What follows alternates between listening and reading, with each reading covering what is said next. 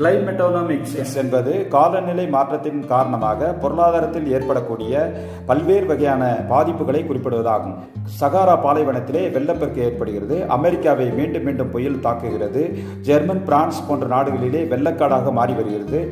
இன்றைய காலங்களிலே உலகத்தினுடைய வெப்பநிலையானது மேலும் மேலும் அதிகரித்து கொண்டே வருகிறது. இந்தியா போன்ற நாடுகளிலே சில குறிப்பிட்ட மணி நேரங்களிலே அதீத கனமழை, அதாவது மேக வெடிப்பின் மூலமாக அதீத கனமழை பெய்து வெள்ளக்காடாக மாறுகிறது. ஆப்பிரிக்க நாடுகளிலே கடுமையான வறட்சி ஏற்படுகிறது.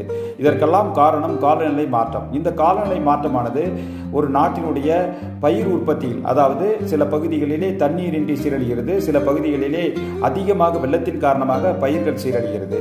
மேலும் மக்களின் உடைமைகளும் பாதிக்கப்பட்டு கொண்டிருக்கிறது.